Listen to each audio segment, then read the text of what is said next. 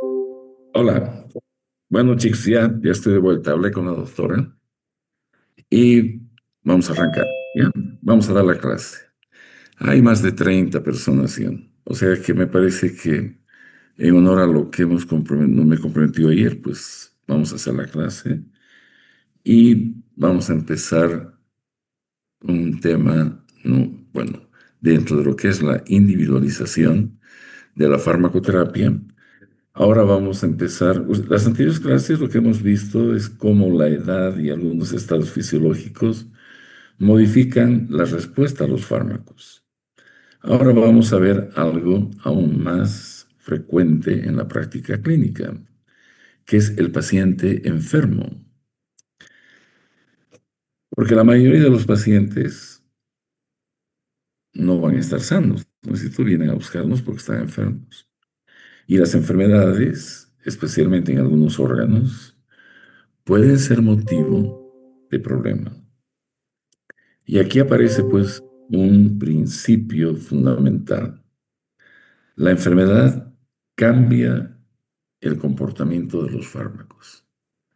Como dice ahí, la respuesta alterada por enfermedad. No es el mismo medicamento en un paciente sano que en un paciente que tiene falla orgánica. Cuando damos un medicamento a un individuo sano, tenemos respuestas diferentes que cuando administramos lo mismo en gente que está enferma. O sea que estas cosas son las que vamos ahora a ver.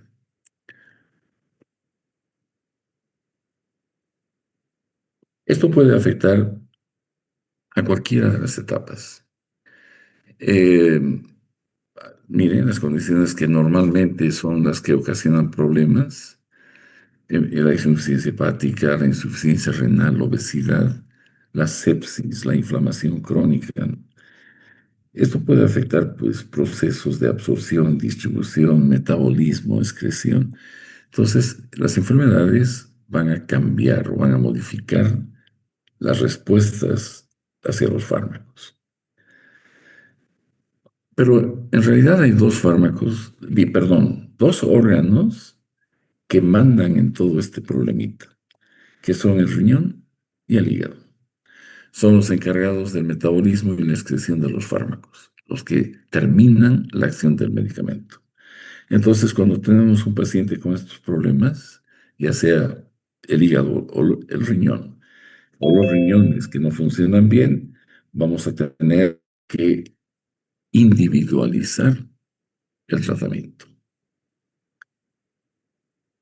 El objetivo sigue siendo el mismo, lograr una concentración terapéutica, pero ahora con un organismo alterado.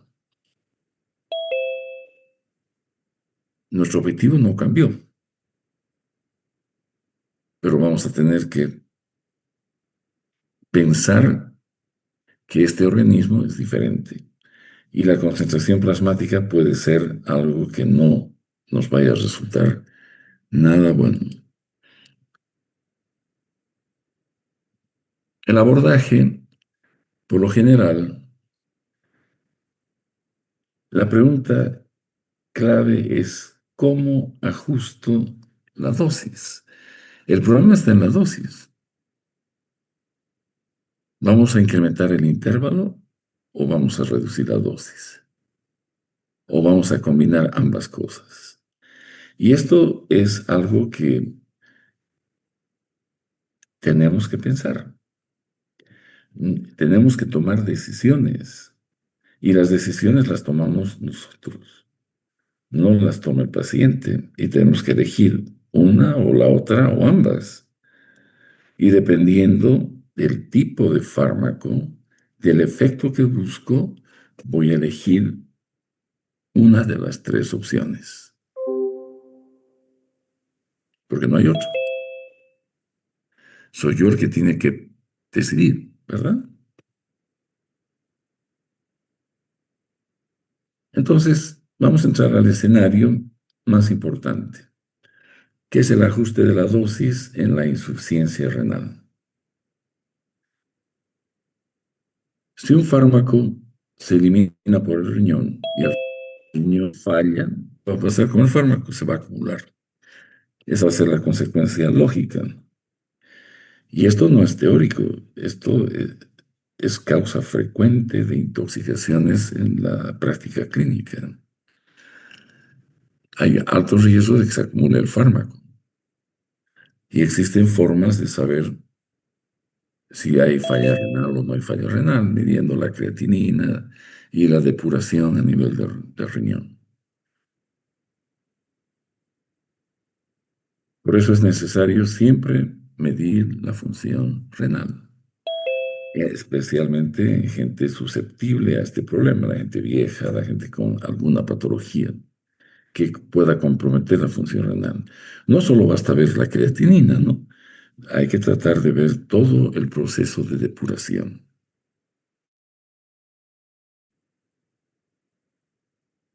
Hay una fórmula que es, a ver, creo que ya la tengo acá. Mm.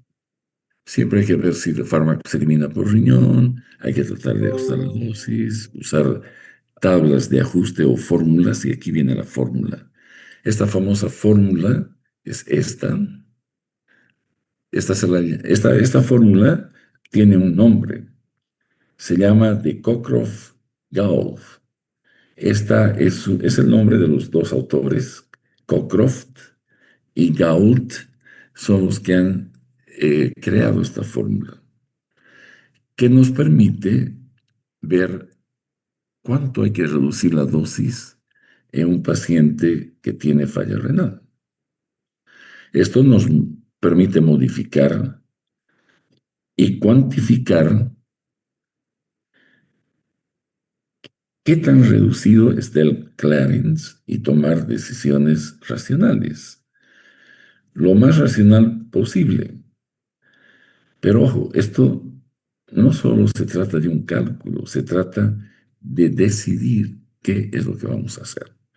Esta fórmula dice, el porcentaje del fármaco que voy a utilizar es igual a 1 - F, multiplicado por eh, un cálculo en el que se resta de 1 la diferencia de la creatinina en el paciente con la creatinina de un individuo que debería ser normal.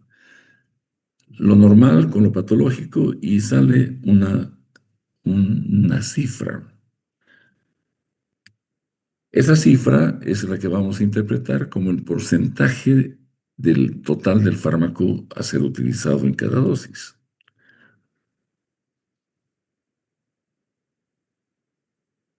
Un ejemplo, aquí tenemos un fármaco que es la ciprofloxacina.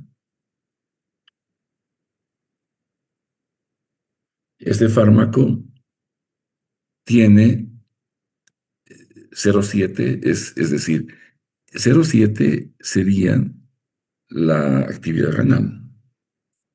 La, la creatinina de una persona, del paciente, es de 30 ml, de un paciente normal de 30 ml minuto. Entonces, eso se aplica a la fórmula 0,7, 1 menos 0,7, que es el fármaco que tiene ese valor, multiplicado por esta resta que se hace, y nos da 0,51. Este 0,51, ¿cómo lo interpretamos? Como si tuviéramos que dar el 51% de la dosis. O sea, la mitad de la dosis es la que debemos usar en este individuo. Si la dosis estándar es de 500 miligramos cada 12 horas, pues tengo que reducir la dosis, significa que voy a dar 250 miligramos cada 12 horas. O voy a alterar el intervalo. Esa es otra, mantengo la dosis y aumento el intervalo. Voy a dar los 500 miligramos, pero una sola vez al día. Eso va a depender de la gravedad del cuadro, cuál es la concentración mínima inhibitoria del germen, etcétera. Hay varios parámetros que pueden servirnos, en este caso de la ciprofloxacina, para tomar la decisión si vamos por la reducción de la dosis o el incremento del intervalo. Esa es una decisión más del médico, es algo clínico y es una decisión clínica. En el ejemplo este que les doy, pues es lo que deberían hacer mentalmente cuando están prescribiendo, pensar, este señor tiene la función renal normal, el hígado es normal. Si tenemos alguna alteración, pues la dosis estándar deja de ser válida aquí. Aquí tenemos que ver y adecuar la concentración o los miligramos que vamos a dar o el intervalo que vamos a usar para que el fármaco no se acumule y nos dé problemas. Es básicamente preguntarse cómo aplico esta fórmula clínicamente. ¿Qué hago? Dos posibilidades. Reduce la dosis, el intervalo de frecuencia. Ahora, el hígado es otro órgano importante. Allá se metabolizan los fármacos. Pero el abordaje para este problema es más conservador. No existe fórmula para ver cómo vamos a cuantificar la dosis o el intervalo. Es más de apreciación clínica. Entonces se vuelve más difícil aún tomar decisiones. El hígado es un órgano muy noble. Hasta el 10% de masa hepática funcionante hacen que un individuo viva casi normalmente. Cuando disminuye del 10% de masa hepática funcionante, pues empiezan los problemas de la insuficiencia hepática. A diferencia del riñón, no tenemos fórmulas claras, no hay forma de calcular. Entonces la farmacología deja de ser matemáticas y se vuelve clínica. Y tenemos que tomar decisiones en base a lo que observamos en el paciente. Existen algunas normas de prescripción geriátrica que son útiles saberlas, ¿no? Conocerlas. En este caso, la gente que está enferma, la gente vieja con falla renal, hepática, etcétera. Si es joven, se aplica igual, ¿no? Hay que establecer siempre un diagnóstico lo más preciso posible. Hay que realizar una historia farmacológica detallada, cosa que rara vez en las historias clínicas se observan, ¿no? Están dedicados a observar otro tipo de fenómenos y no hacer una historia de todos los fármacos que el paciente consume o ha consumido en cortos tiempos atrás, ¿no? Siempre hay que utilizar la dosis terapéutica mínima, la más baja. Hay que simplificar siempre los regímenes terapéuticos. Explicar el plan terapéutico al anciano. Utilizar formas de dosificación alternas, adecuadas. eh, que el paciente entienda qué es lo que tiene que hacer, ¿no? Empleo de diarios, ahora vienen hasta en los supermercados venden unos plásticos donde él puede poner para el día lunes, martes, miércoles, la mañana, en la tarde, sus medicamentos, para que no se olvide y él vaya solo a ver qué día es y qué le toca tomar en la mañana, a mediodía y en la tarde, en la noche. No, hay varias formas de ayudar a la gente que tiene que seguir un plan terapéutico y tiene algunos problemas de salud. Y esta es una verdad, ¿verdad? Al final de la vida de los seres humanos, no son los años los que cuentan en la vida, sino la vida que has vivido en esos años. Y eso dijo Abraham Lincoln. Y es verdad. Hay gente vieja que tiene órganos sanos, porque vive una vida sana, ¿no? La gente que abusa de su cuerpo, alcohólicos, tabáquicos y en la actualidad drogadictos, y no dan el descanso necesario, sus órganos no duermen bien, no comen bien, tienen una vida insalubre. Entonces, los años, es decir, la vida que le estás dando a tus años son los que te van a enfermar y envejecer. Bien, ahora vamos a entrar a uno de los em, espacios más modernos de la farmacología, la farmacogenómica. Es la medicina personalizada. Es una rama de la farmacología, como les digo ahí. Lo que vamos a hacer es usar el ADN del paciente y la secuencia de aminoácidos para aplicar ese conocimiento al desarrollo de fármacos para el paciente. O sea, con esto se logra identificar qué tipo de fármaco sería lo mejor para cierto paciente. La farmacogenómica nos dice algo revolucionario. Los genes modifican la respuesta a los fármacos. Y de ahí han empezado estudios, ahora existen especialidades ya que no te hacen un tratamiento si es que no tienen un estudio genético. O sea, el estudio genético lo van a hacer al paciente. Si ustedes observan ahí, la farmacogenética es la base de la farmacogenómica.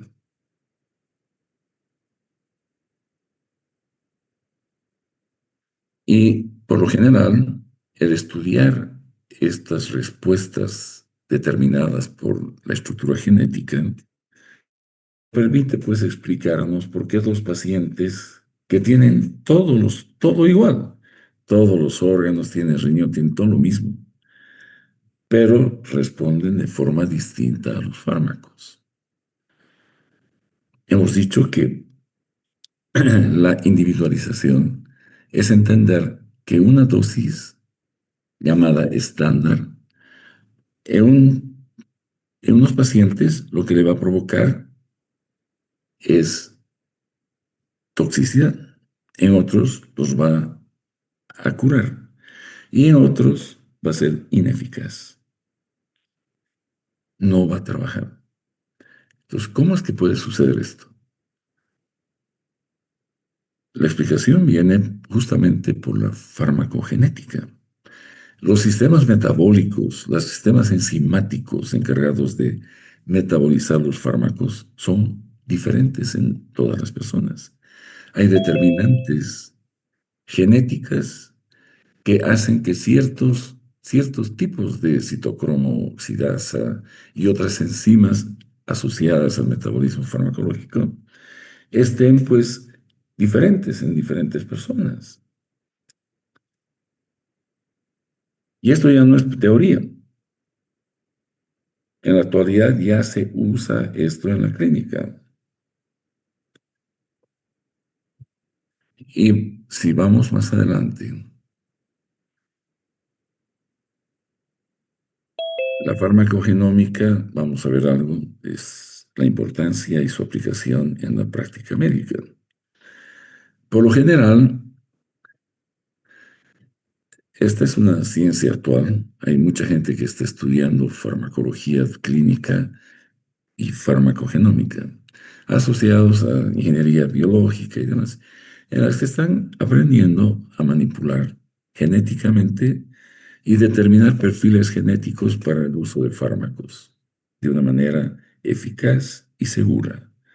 Porque lo que vamos a mejorar es la eficacia y vamos a disminuir los efectos adversos, conociendo detalles de cómo metaboliza el individuo los medicamentos. Entonces, no vamos a usar fármacos que van a tener acumulación, ni vamos a usar fármacos que se destruyan muy rápidamente y no hagan efecto farmacológico que estamos buscando. Pues ahí tiene más o menos en lo que nos ayudan. Algunas personas son metabolizadores rápidos. Otros son metabolizadores lentos. Y eso hace la diferencia, pues si los metabolizadores lentos van a hacer que los fármacos se acumulen. Los metabolizadores rápidos, que el fármaco desaparezca tan rápido que no le da chance de hacer su efecto farmacológico. Las enzimas citocromo son, en la realidad, en la actualidad, las actoras principales de este tema. Vean ustedes, pues están metidas la citocromo pre 2D6, 2C9, la 2C19. Hay alteraciones de otras enzimas un poco más raras, como la butinilcolinesterasa, la glucosa 6-fosfodiesterasa y algunas otras polimorfismos en acetiltransferasa y demás. Y vamos a ver algunas de estas y en qué se usan y cómo es que están en otras partes. Antes de que un paciente use un fármaco, le hacen un perfil genético asociado, obviamente, a este polimorfismo, a la farmacogenómica, ¿no? Algunas personas, estas que metabolizan rápido o lento, es necesario en ellas cambiar pues la dosis estándar. Ya no hay esa dosis efectiva que nos enseñan y nos exigen a veces en la materia, no hablamos de dosis, pero en algunas materias van a ver ustedes que les enseñan dosis que supuestamente tienen que hacerlas al pie de la letra. Eso no es cierto. En la actualidad estamos viendo que esas diferencias que hay en la respuesta tienen que ver con una parte genética. Y si sabemos tu genética, podemos darte medicamentos apropiados. Aquí, por ejemplo, podemos ver esta citocromo, la CP citocromo 2D6, está asociada con el metabolismo de fármacos psiquiátricos, los antipsicóticos y los antidepresivos. Y van a haber respuestas diferentes. También está asociado con el tamoxifeno, que es un fármaco que se usa para inhibir receptores estrogénicos en las mujeres que tienen cáncer de mama. Hay las implicaciones clínicas, pues en estos pacientes es que va a haber mayor toxicidad con antipsicóticos y antidepresivos debido a que hay un metabolismo reducido. O va a haber falta de respuesta al tamoxifeno en el cáncer de mama. Porque lo que usamos el tamoxifeno es para bloquear los receptores estrogénicos que estimulan el crecimiento del tumor. Y si existe una actividad reducida, pues no vamos a tener éxito al usar este tratamiento hormonal.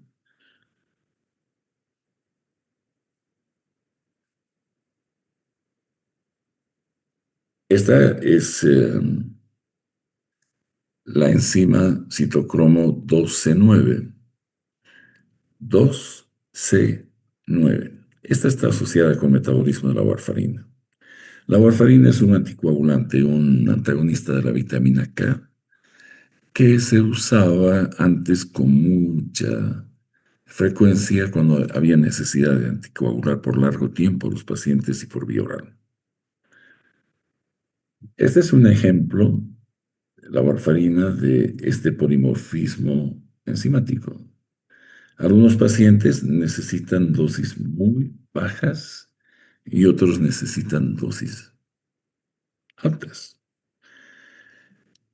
Y la anticoagulación con warfarina era toda una historia compleja, porque no solo era cuestión de cuán rápido o lento se metabolizaba, sino que hay vitamina K en muchos alimentos.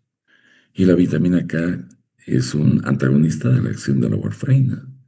Entonces el paciente comía alguna espinaca, alguna cosa verde y era como si nunca hubiera sido anticoagulado.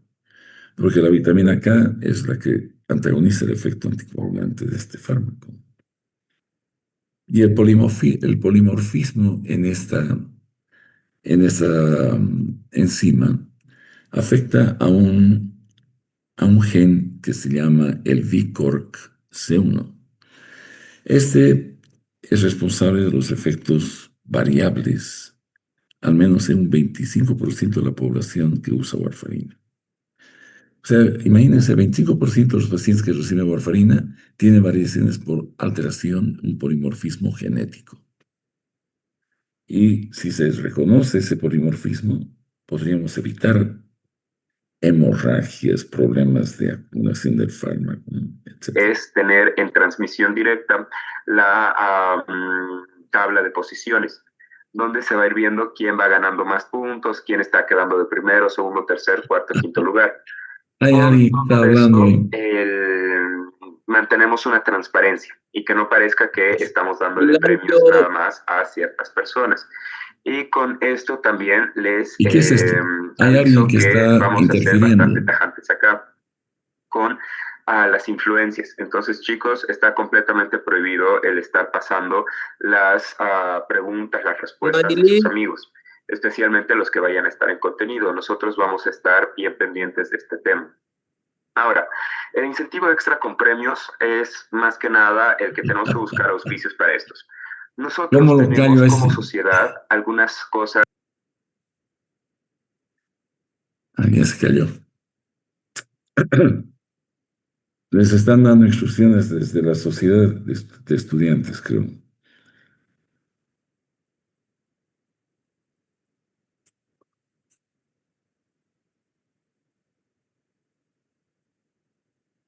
Bueno, entonces, polimorfismos en la citocromo 12:9 van a afectar el metabolismo de la warfarina.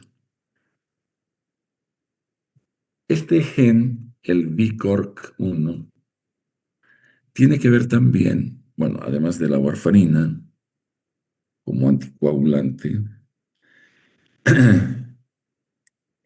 sí, es exactamente lo que les he dicho yo.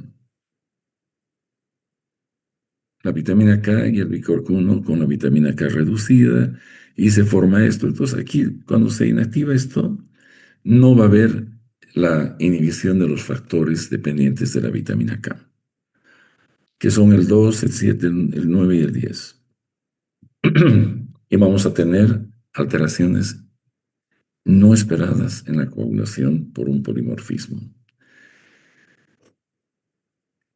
El metabolismo de la warfarina va a estar alterado y el impacto en la población es pues que vamos a tener poblaciones con efectos adversos, ¿no? Por una mayor sensibilidad al fármaco. El copridrogel, este es un fármaco antiplaquetario que es metabolizado por la 12-19.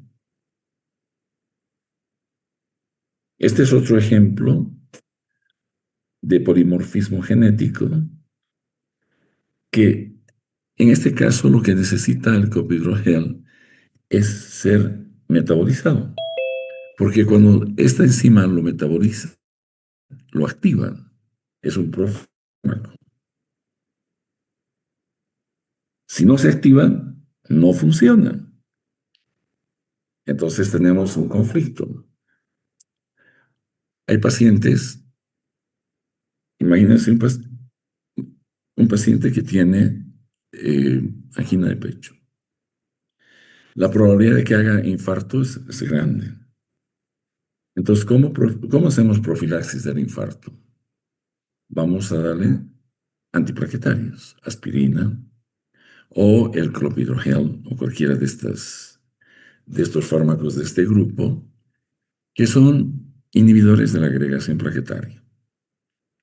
Pero para que actúen necesitan de esta enzima. Y si esta enzima no está funcionante, estamos poniendo al paciente en riesgo de un infarto de miocardio. Entonces es necesario, antes de poner la vida del paciente en manos de estos fármacos, hacer una determinación de los genes asociados con este citocromo P12-19. Hay otras enzimas que son más raras, ¿no? Bueno, este es el cophydrogel y esto van a leer después, pues no voy a leer yo todo esto. Esto solo les estoy explicando más o menos cuál es el asunto. Pues esto cuando lo tengan en sus manos aprenderán para el examen. Hay otras enzimas más raras como la butilcolinesterasa, por ejemplo, que se encarga de metabolizar en el plasma la succinilcolina. La succinilcolina es un fármaco que se usa en anestesiología para producir relajación muscular. Y cuando existe un polimorfismo de esta enzima, la succinilcolina se queda en el plasma. Y un paciente que debería comenzar a respirar solo o a moverse en el acto, en el posoperatorio inmediato, cuando están en la sala de recuperación, pueden hacer apnea, dejan de respirar, porque no se está metabolizando la succinilcolina. Entonces, son casos más extremos, ¿no? Esta deficiencia puede llevar, pues, en una anestesia puede durar horas en vez que minutos. En minutos el paciente debería estar ya respirando, hablando y demás, pero cuando tienen este problema, hay que conectarlos, hay que intubarlos, hay que ponerlos en una bolsa de ambu o una máquina respiradora hasta que pase el efecto de la succinilcolina, que no es algo simple.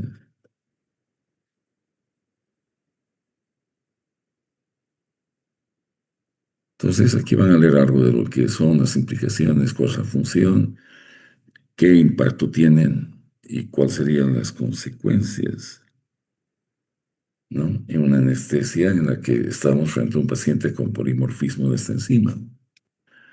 Luego tenemos el polimorfismo de la glucosa 6-fosfodiesterasa. Esta es una enzima que está eh, ocupada de evitar el daño por radicales libres a los eritrocitos. Cuando no existe esto, no hay quien los proteja y va a haber una hemólisis, una destrucción de glóbulos rojos por falla de esta enzima, que es la que los protege. Y esto generalmente está asociado en algunas situaciones por condiciones que están ahí listadas, ¿no? Los medicamentos que comúnmente pueden desencadenar una hemólisis son pues todos estos. Las sulfonamidas, la dapsona, la isoniazida, el ácido naridíxico, la nitrofurantoína y los antimaláricos. Especialmente estos dos, la primaquina y el tafenoquina, y la tafenoquina, y la cloroquina un poco más. Pero todas estas sustancias pueden afectar el metabolismo, es decir, la presencia de de la glucosa 6-fosfodiesterasa, y hacer que los eritrocitos exploten en el torrente circulatorio. Se produce una hemólisis, se destruye el glóbulo rojo. Y finalmente, el tema de los acetiladores. Este polimorfismo es el que ya les he hablado. Esto van a leer un poquito de aquí. Están todos los mismos medicamentos y sus consecuencias. Los acetiladores, este es un polimorfismo que existe en los que tienen deficiencia de la acetiltransferasa. Esta acetilación puede ser lenta o rápida, y esto va obviamente que aquí va a afectar a las sustancias a las cuales estas enzimas metabolizan. Hay dos genes, el NAT1 y el NAT2. En los que predomina el NAT1 son acetiladores rápidos y los NAT2 son los acetiladores lentos. Estos tienden a evitar que el efecto farmacológico perdure y estos a que se acumule y den toxicidad.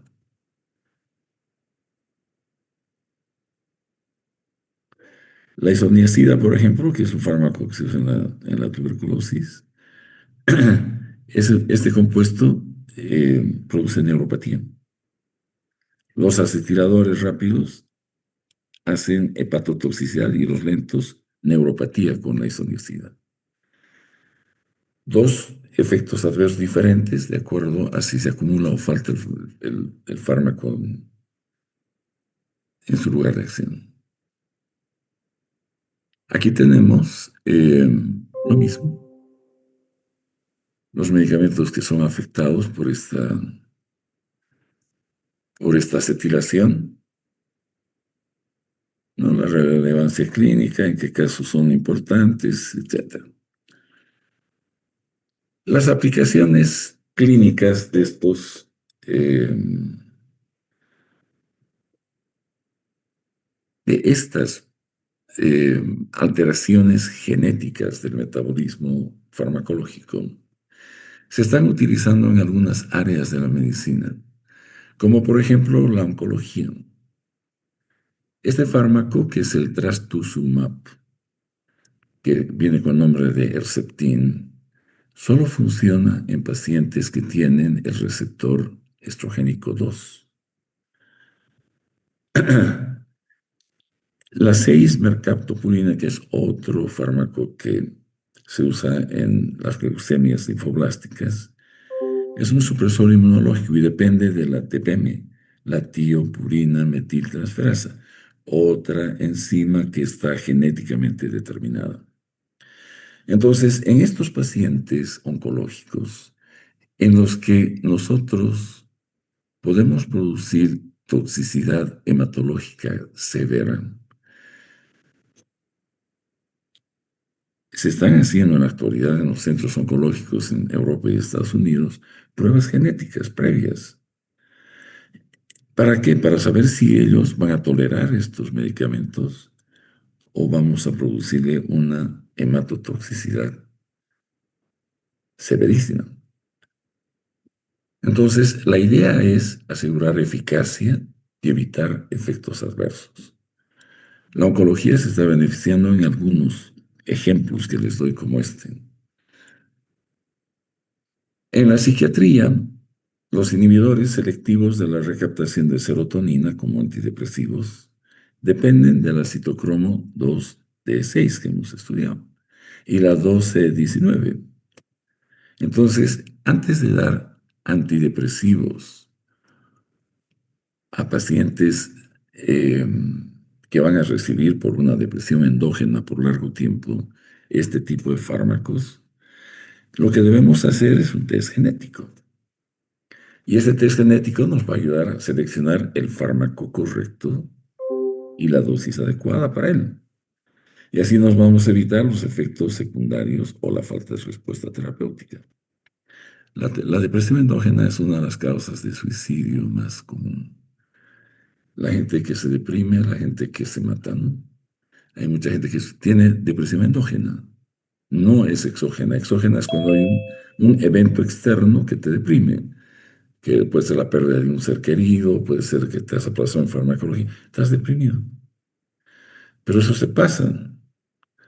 La depresión endógena es sin motivo externo, es un problema de neurotransmisores. Y estos tienen que ver con la serotonina. Entonces, el uso de estos inhibidores de la recaptación de serotonina tienen dependencia con enzimas que están determinadas genéticamente en su actividad. Y lo que vamos a hacer es ver si este paciente, qué tipo de antidepresivo le vamos a hacer. En las enfermedades cardiovasculares, la warfarina, un anticoagulante, hemos visto que la dosis óptima va a estar determinada si es que la citocromo P129 y el VIBOR1 están en la concentración adecuada, existen y no va a haber problemas con la warfarina y vamos a poder dar la dosis óptima. El copidrogel, que requiere acción de la citocromo 1219 para poder ser activo como antiplaquetario y no poner al paciente en riesgo de un infarto. Hay que identificar metabolizadores pobres, ¿verdad? Eh, que previenen eventos trombóticos. Esos que metabolizan lentamente, pues van a tender a hacer trombosis y embolias por alteraciones en estas enzimas que activan a los antiplaquetarios o tienen que ver con la anticoagulación que damos a pacientes con cardiopatías. En la prescripción, en nuestro país no existe todavía esto, pero en otras partes ya se pueden solicitar pruebas genéticas para tratar cierto tipo de patologías. Existen paneles multigenéticos. Entonces, esto allá como pedimos aquí perfil hepático, perfil renal, perfil lipídico, allá se pide perfil o panel multigénico para ciertas patologías. Y cada vez más hay fármacos que están incluidos en estas guías farmacogenómicas. Es decir, estudios genéticos para asegurarnos eficacia y evitar efectos adversos. Asegurar que el paciente es inofensivo para el paciente. ¿Cuáles son los beneficios de la farmacogenómica? Nos va a mejorar la seguridad y la eficacia de los tratamientos. Reduce costos al evitar hospitalizaciones por efectos adversos. Han visto que en los pacientes ancianos los efectos adversos son motivo hasta del 25% de hospitalización. Impulsa el desarrollo de medicamentos personalizados. O sea que podemos personalizar medicamentos para ciertos pacientes. Los desafíos para implementar esto, pues la genética no es el único factor de una respuesta a los fármacos. Si bien tiene que ver con metabolismo, no es todo. Hay otro tipo de condiciones que hemos estudiado ya que alteran la respuesta a los fármacos. Las pruebas genéticas aún no tienen precios accesibles, son de costo alto. Y además hay la necesidad de capacitar a los médicos para integrar estos avances en la práctica clínica. En los países que hay los paneles multigenéticos, los médicos todavía no los piden, siguen trabajando como se trabajaba antes, con ese conocimiento de que hay una dosis estándar para todo y las complicaciones las van resolviendo en el camino. En conclusión, la farmacogenómica nos está llevando pues a una idea clave, que es la farmacología del futuro, en la cual vamos a poder personalizar el tratamiento.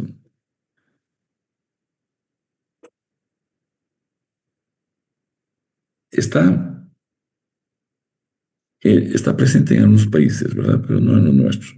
Y lo que yo diría ya debería estar presente en todo lado. Así nos evitaríamos tantos conflictos que tenemos al prescribir. Y para cerrar esto, si tendría yo que resumir todo lo que hemos visto en estas tres clases, tendría que decir que no existen pacientes estándar, que no existe dosis estándar. Y si ustedes prescriben como si existieran ambas cosas, van a cometer muchos errores.